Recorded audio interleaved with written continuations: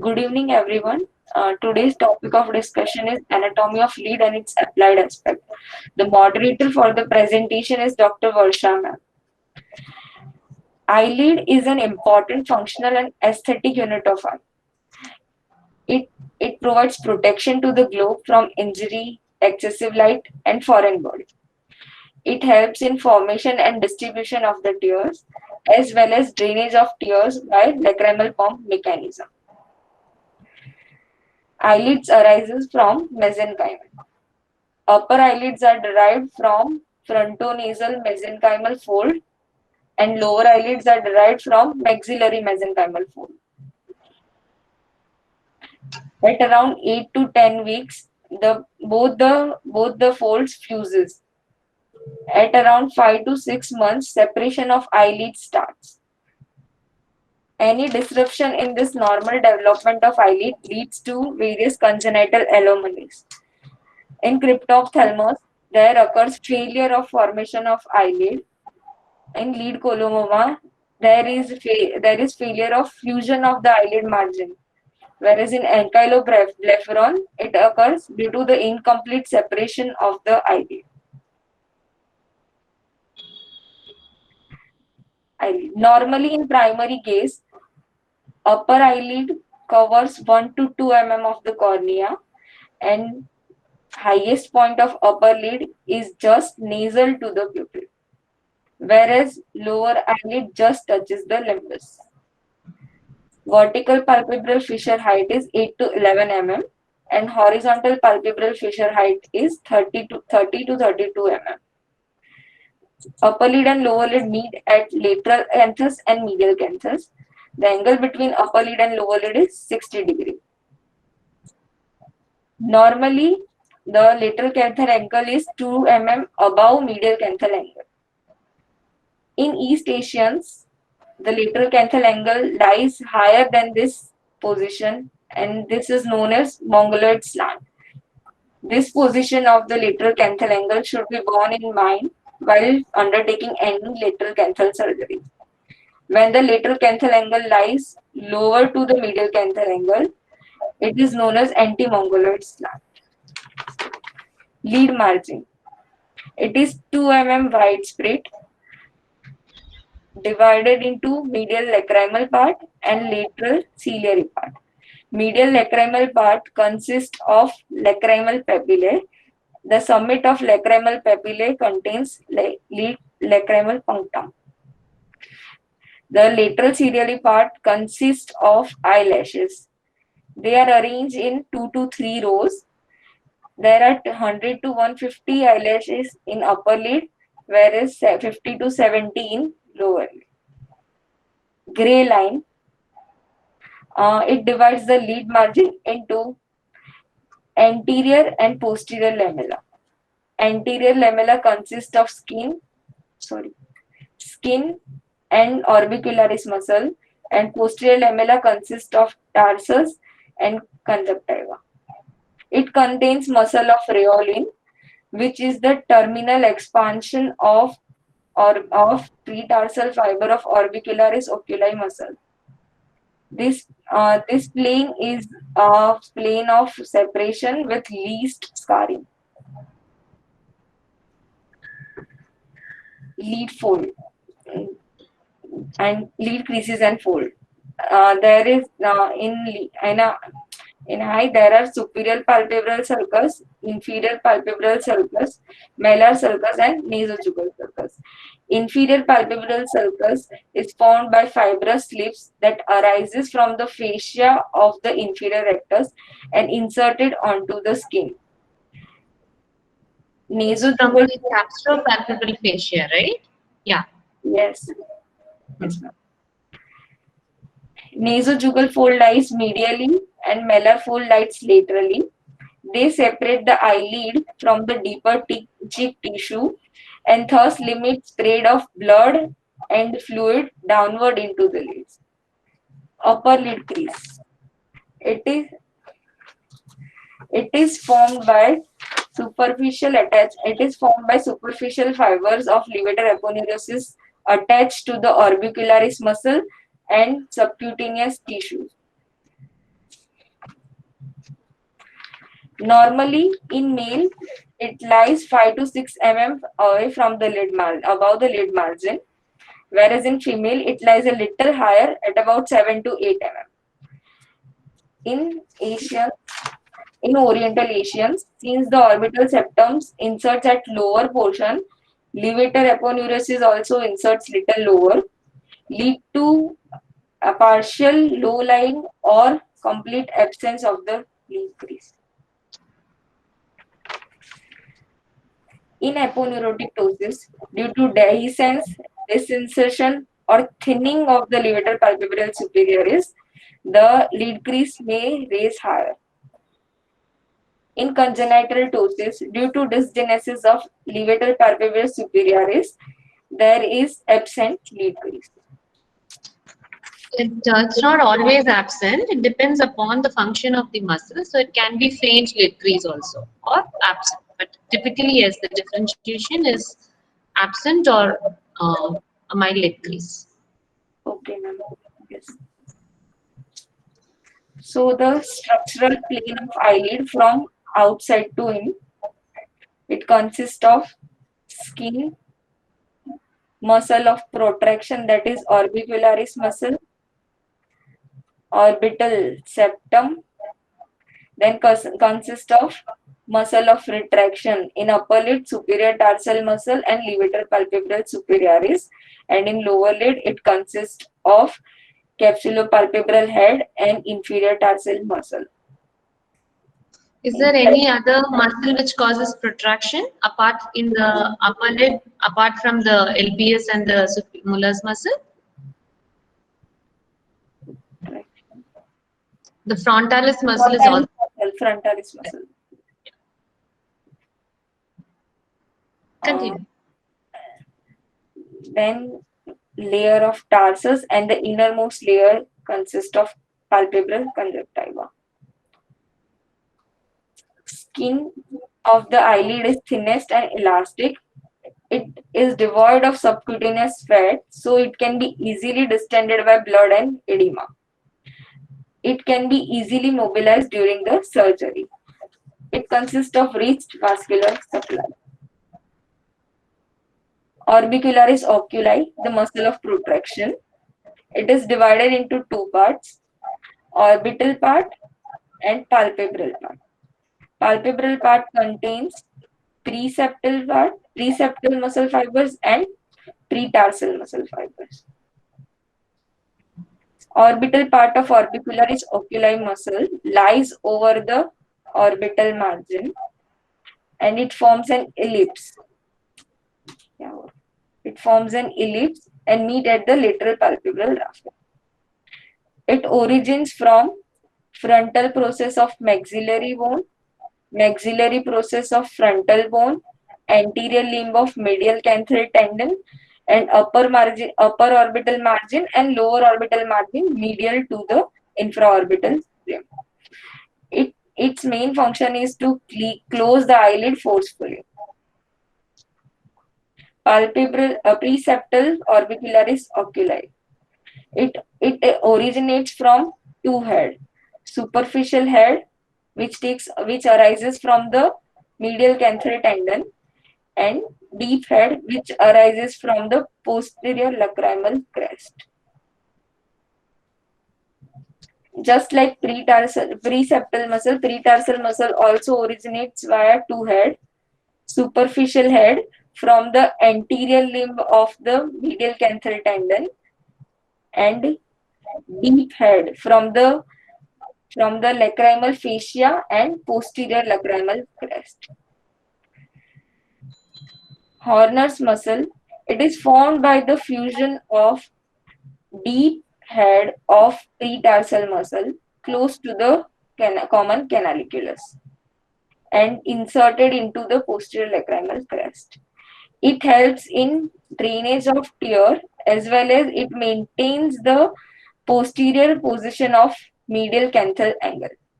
Muscle of Rheolin, it is the terminal expansion of the pretarsal orbicularis muscle.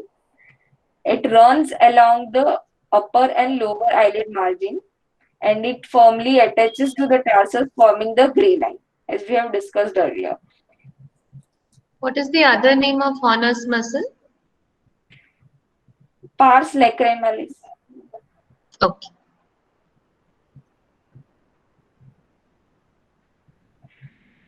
The preseptal and pretarsal orbicularis oculi muscle fibers unites at lateral palpebral raphe. They joins the lateral canthal tendon and inserts onto the Whitnall tubercle. Then comes orbital septum. It is a fibrous multi-layered membrane. It originates from the arcus marginalis. Arcus marginalis is the fusion of periorbita with the periosteum of facial bones. It is attached laterally to the orbital margin in front of lateral palpebral ligament. Supromedially, it extends inferiorly along the posterior lacrimal crest and inserts into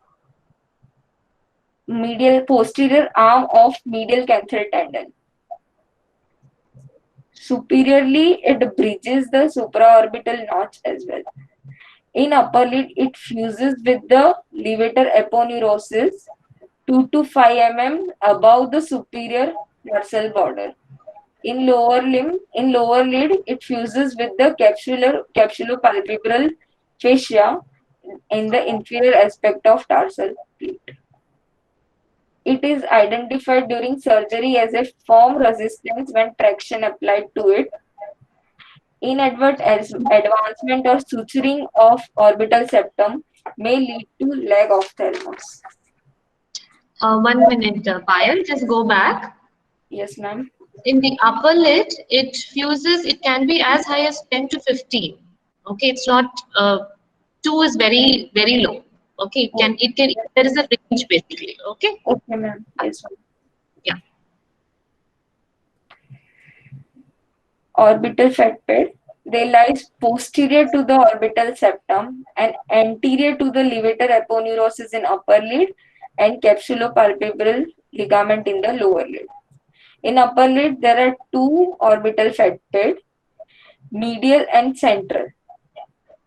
Sometimes lacrimal gland may prolapse into the lateral aspect and may be mistaken as pre-aponeurotic fat pad, but it can be identified by its pinkish color and more firm texture as compared to the orbital fat. In lower lid, there are three fat pads: medial fat pad, central fat pad, and lateral fat pad. Inferior oblique muscle runs between the medial and central fat pad. Muscle of retraction. In upper lid, levator palpebral superioris with its aponeurosis and Muller's muscle forms the muscle of retraction. Whereas in lower lid, capsulopalpebral ligament and inferior tarsal muscle forms the lower lid retractor. Levator palpebral superioris. It originates from the lesser wing of sphenoid just above the annulus of Zinn, supralateral to the optic canal. Muscle is approximately 35 to 40 mm in length. It passes below the roof and above superior rectus muscle and widens anteriorly and descends vertically. Here, it widens anteriorly and descends vertically. This change in direction from horizontal to vertical occurs at the level of Whitnall's ligament. Then it broadens and it fans out into glistening white sheet, that is levator aponeurosis. Levator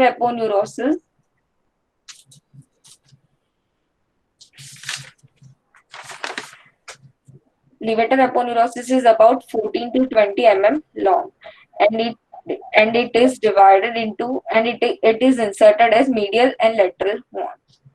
Medial horn is inserted at the posterior limb of medial canthal tendon, and posterior lacrimal crest, whereas lateral horn is inserted onto the lateral tubercle. Here it divides lacrimal gland into orbital and palpebral part. The most important attachment is it is attached to the superior two-third of the anterior tarsal plate. It also attaches to the pretarsal skin and forms the upper lid crease.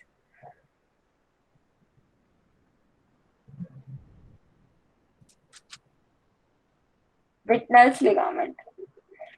It is a sleeve of elastic fiber around the levator palpebralis superioris muscle. It is located at a region where levator palpebralis superioris muscle changes its direction, as well as it is converted into levator aponeurosis. It acts as a suspensory support as well as fulcrum for the action of levator muscle. It is inserted medially onto the connective tissue around the trochlea and superior oblique tendon. Laterally, it attaches to the orbital wall and orbital tubercle.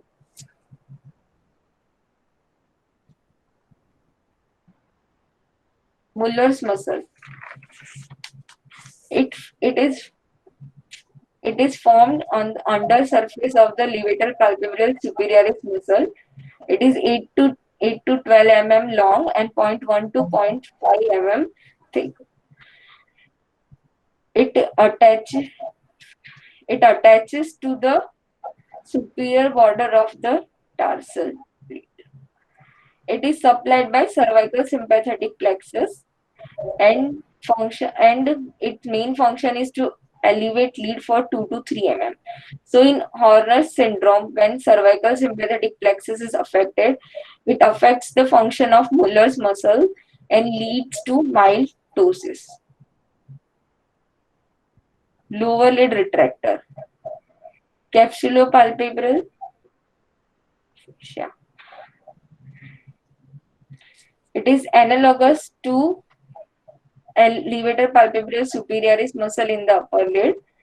It originates from the terminal fiber of the inferior rectus muscle and forms the head of the capsulopalpebral fascia.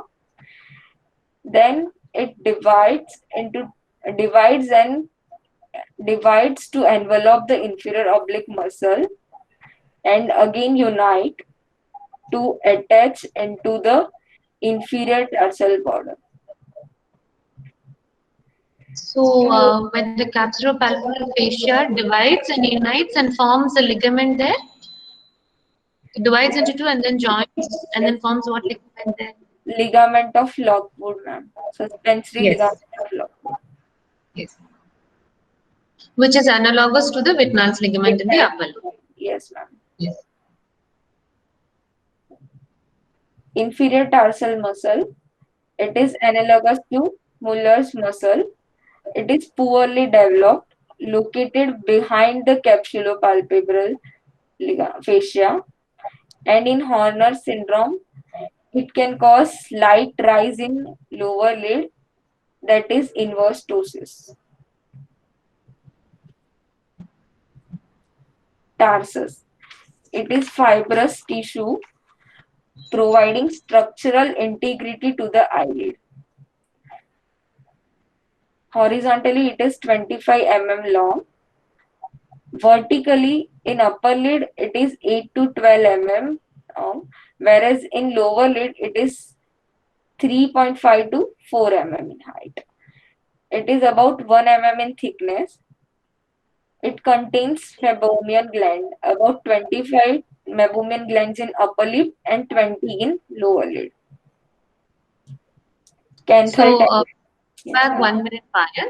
So it is important to note that the upper lid tarsus is much higher. The height of it is 8 to 12 mm. So it's important to note that, because if you want to take a graft of tarsal graft, you can only take it from the upper lip because you need a residual of about 4 to 5 millimeters of tarsus. You cannot take it from the lower lip. Okay? Yeah. Yes, ma'am. Canthal tendon. They are formed by the medial and lateral extension of tarsal plate. Medial canthal tendon, lateral canthal tendon. Lateral canthal tendon is lateral extension of tarsal plate. The superior and inferior cross unite to form the lateral canthal tendon, which attaches to the lateral orbital tubercle. Medial canthal tendon. It is medial continuation of the tarsal plate. The superior and inferior cross joins and form medial canthal tendon. It inserts via 3 arm. Anterior arm, it is inserted adjacent to the frontal process of maxillary bone. Superior arm, it is inserted on the orbital process of the frontal bone. It provides the vertical support to the canthal angle. Posterior arm, it is inserted in the posterior lacrimal crest. It provides the vector for the canthal angle positioning. So which is the most important arm in the three? Posterior arm, because yes, posterior arm is the most important one. Anterior arm is sometimes if we disinsert it in DCR surgery, it really doesn't alter the medial canthal angle that much. yes, Yes. Yeah, please continue. okay. Conjunctiva. Palpebral conjunctiva forms the innermost layer of the eyelid. It is made of non-keratinized stratified squamous epithelium, and it carries accessory lacrimal gland, Wolfram and cross. Can you tell me where the Wolfram and cross are located? Ma'am, Wolfram is located in the on the upper tarsal part, whereas cross is located in the fornicial region of No. Glands of eyelid. Meibomian gland. It is the sebaceous gland situated in the posterior stroma of the tarsal plate. It consists of single row of vertically parallel array, 30 to 40 present in upper lid and 20 in lower lid. Gland of Zeiss. It is sebaceous gland directly attached to the eyelashes. The meibomian gland secretes the lipid layer of tear film and allows smooth movement of eyelid. And the gland of Zeiss, its secretion prevents the eyelash from becoming dry and brittle. Gland of Mole, it is modified sweat gland lying between the cilia. It is more numerous in lower lid compared to upper lid. Accessory lacrimal gland of Wolfram and Cross. They lies along the gland of Wolfram lies along the upper border of superior tarsus and inferior border of inferior tarsus. They are 2 to 5 in number in upper lid and 2 to 3 in lower lid. Arterial supply of the lid. Eyelid is supplied by medial palpebral artery and lateral palpebral artery. The medial palpebral artery is a branch of dorsal nasal artery, and lateral palpebral artery is a branch of lacrimal artery. Superiorly and inferiorly, this medial palpebral artery enters above and below the medial palpebral ligament, and joins the lateral palpebral ligament, forming the anastomosis. What is it called as? That anastomosis, that arcade? That arcade is known as marginal arcade. What is the importance of the marginal arcade? Ma'am, it is located between the Mueller's muscle and levator palpebrae superioris. So it helps in identification of the Mueller's muscle. Another thing is when you're doing any surgery, when the incision on the tarsus you make, like in tarsal fractures for the upper lid, you should not make it within 2 millimeters because the peripheral arcade is there. Otherwise, you can have necrosis of the margin. So that is important. Yes, ma'am. Yes. Thank you. In upper lid, there is another arcade, superior or peripheral arcade. It is formed by the superficial branch of medial palpebral artery and joining with the lateral palpebral artery.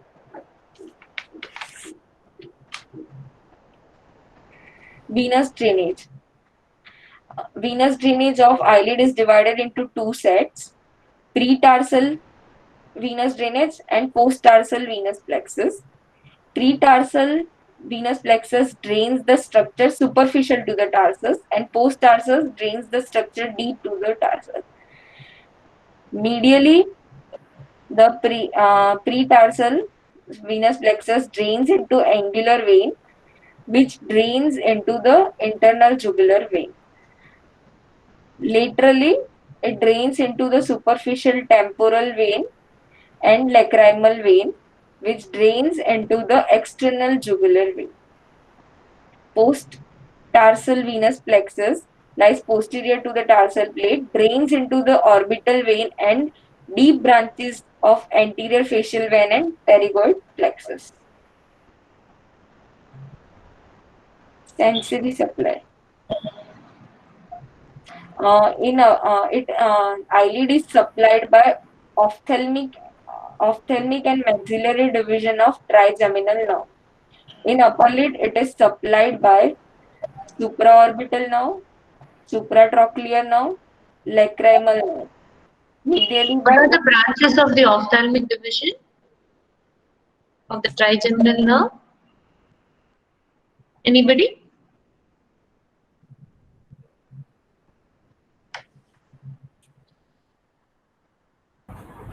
Cervical, maxillary, mandibular. Cervical of the ophthalmic division. I'm asking. Ophthalmic, maxillary, mandibular is for the trigeminal nerve, you're saying. I'm asking the branches of the ophthalmic branch, ophthalmic division. Frontal, lacrimal, I'm not sure. And nasociliary branch. So supraorbital and supratrochlear are branches of the frontal nerve. Yeah. Please carry on. lymphatic drainage.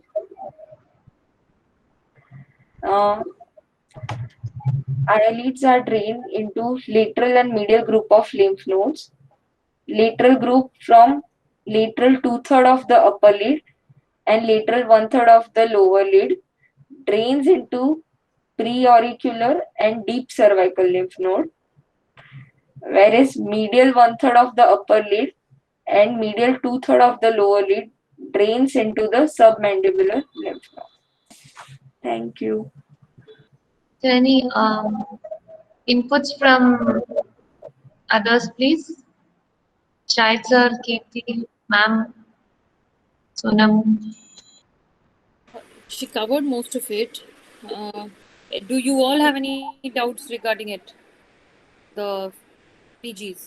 If you have any doubts regarding the anatomy, then you can ask us questions and we can help you understand things better. Is there anything that you didn't understand? Everybody understood everything. Hi, Varsha. Yeah, it was, Oh, hello, sir. yeah, nice class and diagrams and depictions were really nice. Just one thing, I mean, applied anatomy of LPS and all those things. was what not the part of this class, or Actually, there's a lot of things to cover, sir. So, okay, okay, yeah, that's why. Actually, we're given a handout in which everything is there. okay. Then So that, the main applied aspect is covered, sir. yeah, no, no, that's fine. It was very nice, and the diagrams were so good, no? Like only seeing them, you don't have to read the text also. So that, and no, one common mistake all these PGs I have seen they do. Whenever I ask them that, okay, how do you check the lid block in a patient after giving the peribulbar or retrobulbar or whatever, they always say the sign is ptosis. So, like 90% of the time their answer will be ptosis. Then I'll tell them, okay, fine. When you are checking a lid block, what you will tell the patient to do. So we have to tell the patient to squeeze the eyelids. So if they can squeeze the eyelid, means the lid block has not taken. So actually, you are checking the function of orbicularis oculi, Yes, not the LPS. correct, So sir. these few things they keep, and the lymphatic drainage which you showed in the last slide. So if you see any patient with conjunctivitis and all, preauricular lymph node palpation is very important. So whenever their preauricular lymph node is inflamed, so that's more of a telltale sign of a viral bacterial conjunctivitis. Nowadays, I have hardly seen no any of them documenting these things in the file. When we were residents, we used to, without fail, we used to palpate the preauricular nodes. So little bit, I think applied anatomy is important for them. Otherwise, it's very nice class.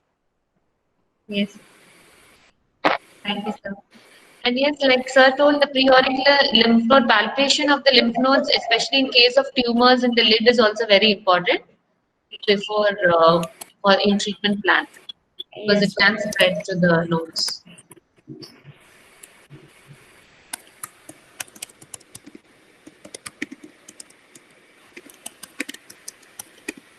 If there's no other question, I think we will stop there. Yeah. Is that okay? Yeah. Yeah. Yeah. Okay. Thank you. Thank you, Payal. Good class. Good Thank you, effort. ma'am. Thank Yeah. you for your help. Thank you, sir. Thank you. Thanks a lot. Thank you, sir.